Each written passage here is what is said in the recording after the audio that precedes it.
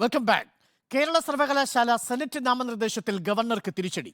4 ABVP പ്രവർത്തകരെ നാമനിർദ്ദേശം ചെയ്ത നടപടി ഹൈക്കോടതി റദ്ദാക്കി. SFI പ്രവർത്തകർ നൽകിയ ഹർജിയിലാണ് സിംഗിൾ ബെഞ്ചിന്റെ ഉത്തരവ്. എന്നാൽ 3 അംഗങ്ങളെ നാമനിർദ്ദേശം ചെയ്ത സർക്കാർ നടപടി കോടതി ശരിവയ്ക്കുകയും ചെയ്തു. ചാൻസലർക്ക് അനിയന്ത്രിതമായ അധികാരങ്ങളില്ലെന്ന് കോടതി ഓർമ്മിപ്പിച്ചു. നാണം കെട്ടോ ചാൻസലർ?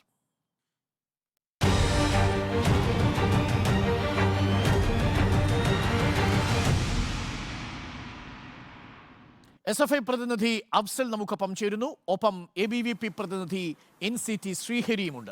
ആദ്യം അഫ്സലിലേക്ക്. അഫ്സൽ, ചാൻസലർ സ്ഥാനത്ത് നിന്ന് ഗവർണർ രാജിവെക്കണമെന്ന് SFI ആവശ്യപ്പെട്ടതായി അറിയുന്നു. അങ്ങനെ ഒരു ആവശ്യം നിങ്ങൾക്കുണ്ടോ? തീർച്ചയായും കഴിഞ്ഞ കുറേ മാസങ്ങളായി കേരളത്തിലെ സർവകലാശാല കേന്ദ്രങ്ങളെ ഉന്നത വിദ്യാഭ്യാസ മേഖലയെ കാവ്യവൽക്കരിക്കാൻ വേണ്ടിയുള്ള പ്രവർത്തനത്തിനാണ് ഈ സർവകലാശാലയുടെ ചാൻസലർ കൂടിയ ഗവർണർ ആരിഫ് മുഹമ്മദ് ഖാൻ നേതൃത്വം നൽകിക്കൊണ്ടിരിക്കുന്നത്. അതിനെതിരെ വലിയ സമരമാണ് കാലിക്കറ്റ് സർവകലാശാല ക്യാമ്പസിലും കേരള ക്യാമ്പസിലായാലും കേരളത്തിലെ തെരുവുകളിലാകെയായാലും SFI ഏറ്റെടുത്തത്. ആ സമരത്തോടൊപ്പം തന്നെ SFI നടത്തിയ നിയമ പോരാട്ടത്തിൻ്റെ SFI പ്രവർത്തനം നടത്തിയ നിയമ പോരാട്ടത്തിൻ്റെ ചരിത്രവിധിയാണ് ഉണ്ടായിട്ടുള്ളത്. ഗവർണർ എന്ന പോസ്റ്റ്, ചാൻസലർ എന്ന പോസ്റ്റ് ചോദ്യം ചെയ്യപ്പെടാൻ പാടില്ലാത്ത പോസ്റ്റാണെന്നും ഞാൻ തീരുമാനിച്ച കാര്യങ്ങൾ എനിക്ക് ഇഷ്ടം പോലെ സർവകലാശാലയിൽ നടപ്പിലാക്കാൻ വേണ്ടി കഴിയുമെന്നുള്ള അമിതാധികാര പ്രയോഗത്തിനേറ്റ കനത്ത തിരിച്ചടിയാണിത്. തുടർച്ചയായി കഴിഞ്ഞ കുറേ കാലങ്ങളായി സർവകലാശാലകളുമായി ബന്ധപ്പെട്ട വിഷയങ്ങളിൽ എൻ്റെ ഊഹം ശരിയാണെങ്കിൽ ഏകദേശം 10ഓളം വിഷയങ്ങളിൽ തുടർച്ചയായി തിരിച്ചടി നേരിട്ട ആളാണ് ശ്രീ ആരിഫ് മുഹമ്മദ് ഖാൻ.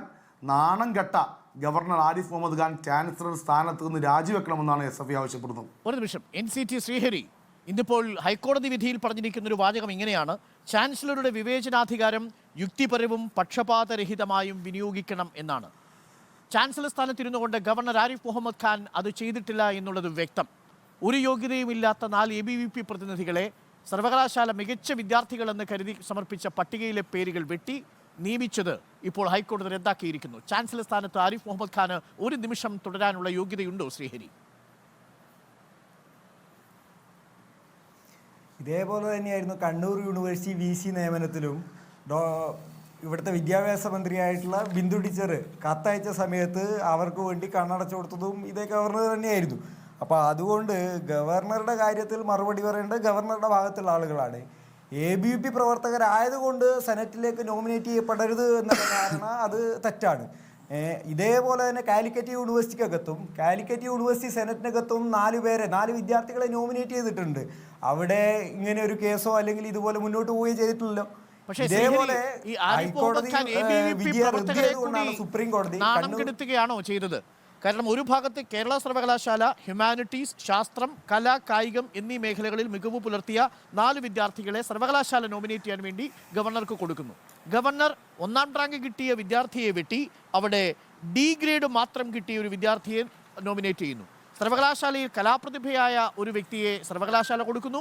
ഗവർണർ ആ സ്ഥാനത്ത് നിന്ന് അവരുടെ പേര് വെട്ടിമാറ്റി മറ്റൊരു സ്ഥലത്ത് വഞ്ചിപ്പാട്ടിലും കേരള നടനത്തിലും പാർട്ടിസിപ്പേറ്റ് ചെയ്ത ഒരാൾക്ക് മാത്രം പേര് കൊടുക്കുന്നു. സ്പോർട്സിൽ മികച്ച പെർഫോമൻസ് കാഴ്ചവെച്ച ഒരാളെ വെട്ടുന്നു. മറുഭാഗത്ത് ബോഡി ബിൽഡിങ്ങിൽ പങ്കെടുത്ത ഒരാളുടെ പേര് കൊടുക്കുന്നു. നിങ്ങളെ കൂടി ABVP കൂടി നാണം കെടുത്തിയതായിരുന്നോ ചാൻസലറുടെ നടപടി ശ്രീഹരി? ABVPക്ക് എന്തായാലും അങ്ങനെയുള്ള ആർഗ്യുമെൻ്റ് ഇല്ല. അരുൺകുമാറിൻ്റെ ആർഗ്യുമെൻ്റ് ABVPയുടെ തലയിൽ കെട്ടിവെക്കാൻ വേണ്ടി നോക്കണ്ട.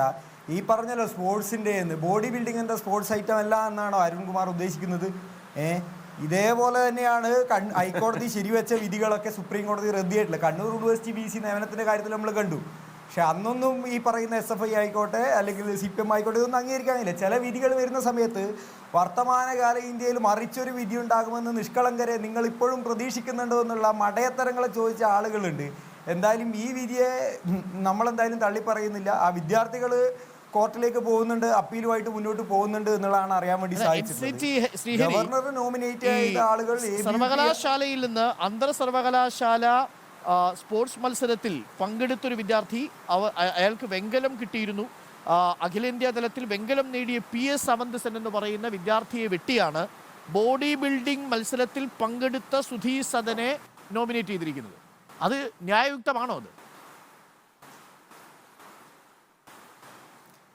ഞാൻ അന്വേഷിച്ച് അറിഞ്ഞെടുത്തോളം ആ കുട്ടി ആലപ്പുഴ ജില്ലയിലെ ബോഡി ബിൽഡറാണ്.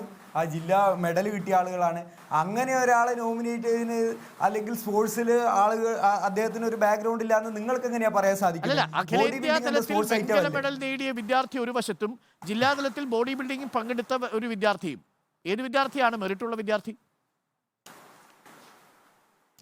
അത് ഗവർണറുടെ വിവേചനാധികാരമല്ലേ? നിങ്ങൾ എങ്ങനെയാണ് ഒരാൾക്ക് സർട്ടിഫിക്കറ്റ് കൊടുക്കാൻ ശരി, ഞാൻ കൊടുക്കുന്നില്ല.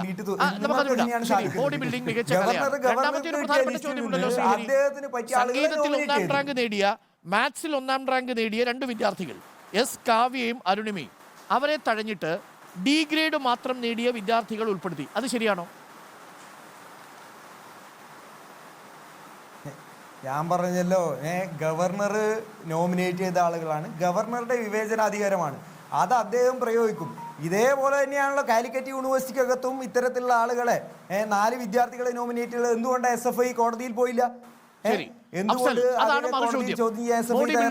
കായിക കലയല്ലേ? നിങ്ങൾ എന്തിനാണ് ബോഡി ബിൽഡിങ്ങിനെ അപമാനിക്കുന്നത്? മാത്രമല്ല കാലിക്കറ്റ് യൂണിവേഴ്സിറ്റി ഇതേ ABVP പ്രവർത്തകരുടെ നിയമനത്തിനെതിരെ നിങ്ങൾക്ക് കോടതിയിൽ പോകാൻ കഴിഞ്ഞില്ല.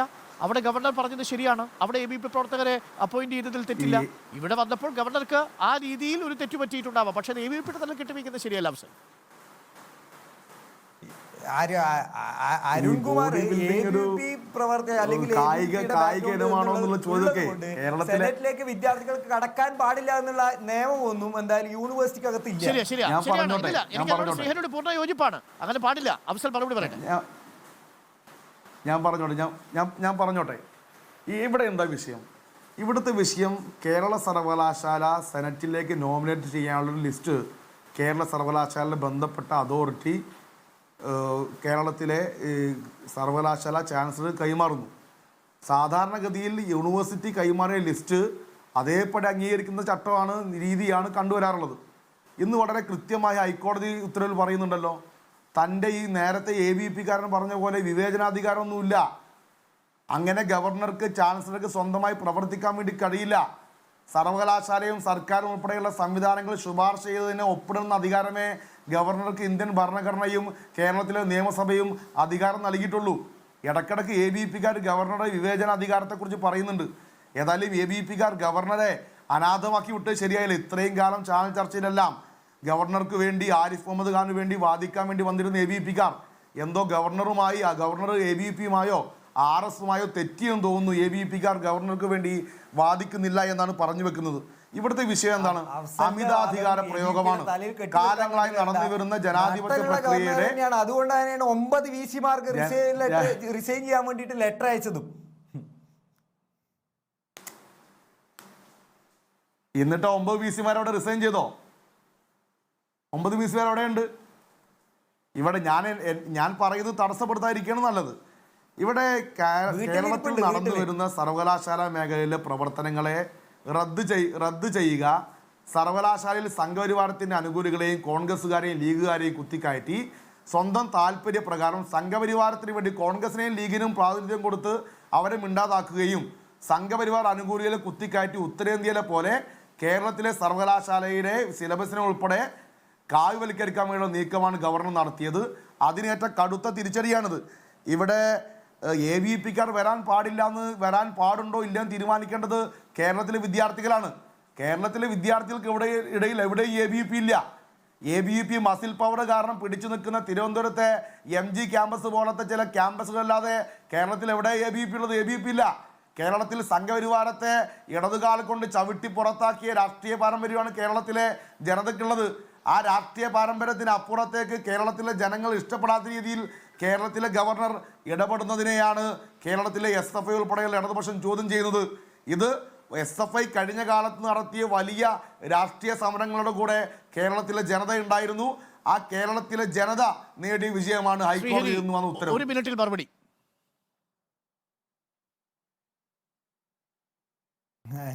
ഈ അഫ്സലിന്റെ വാദങ്ങൾ ABVP-യുടെ തലയിൽ കെട്ടിവെക്കാനോ അല്ലെങ്കിൽ അതിന് മറുപടി പറയാനോ ഉള്ള സാഹചര്യത്തിലല്ല ഞാൻ ഇരിക്കുന്നത്. ഈ അദ്ദേഹത്തിന് തോന്നുന്നത് വന്ന് ഇവിടെ വിളമ്പി വെക്കുന്ന രീതി ഗവർണറല്ലേ ഇവിടെ നോട്ടീസ് അയച്ചിട്ട് യഥാർത്ഥത്തിൽ ഈ കേരള സർവകലാശാലയിലെ അതാണ് പറഞ്ഞു വരുന്നത്. ഈ ഡോക്ടർ ഗോപിനാഥ് എന്നതാണ് ചോദ്യം. കണ്ണൂർ യൂണിവേഴ്സിറ്റി ABVP അതിനെ തള്ളിയാൽ കഴിഞ്ഞു. ABVP ഗവർണറെ തള്ളിയാൽ പ്രശ്നമില്ല. പക്ഷേ ഇവിടെ നിങ്ങളെ വെട്ടിലാക്കിയോ? ഉത്തരം പറയാൻ കഴിയാത്തവരെ അഭിപ്രായമില്ല. റാങ്ക് ജേതാക്കളെ തള്ളി ABVPയുടെ യൂത്ത് നേതാക്കന്മാരെ പിടിച്ച് മറുപടിയില്ലല്ലോ. ആ 4 വിദ്യാർത്ഥികളുടെ കാര്യത്തിൽ എന്താ ഇവർക്ക് കോടതിയിൽ പോകാൻ കഴിയാഞ്ഞത്? എന്തുകൊണ്ട് ചോദ്യം ചെയ്യാൻ പറ്റിയിട്ടില്ല? അരുൺകുമാർ ചോദിച്ചല്ലോ, മറുപടി ചർച്ച ചെയ്യാം. നമുക്ക്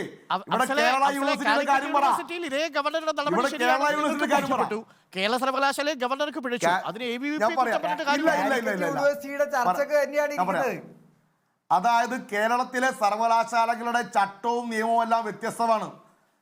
ഈ ചട്ടവും നിയമവും കാറ്റിൽ പറത്തിയാണ് കേരള യൂണിവേഴ്സിറ്റിയിൽ ഇടപെട്ടതെന്നുള്ളത് കോടതിക്ക്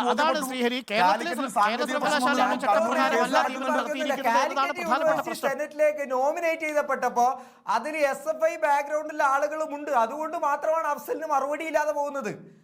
കേരള യൂണിവേഴ്സിറ്റിയിൽ nominate ചെയ്തപ്പെട്ടപ്പോ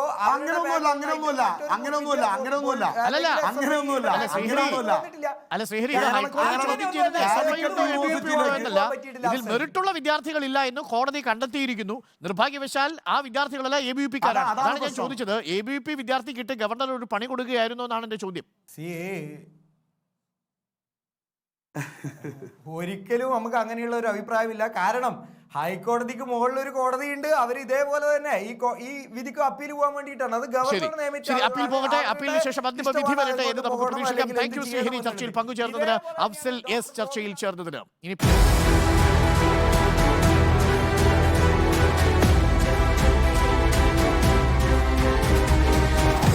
Debate with Arun Kumar.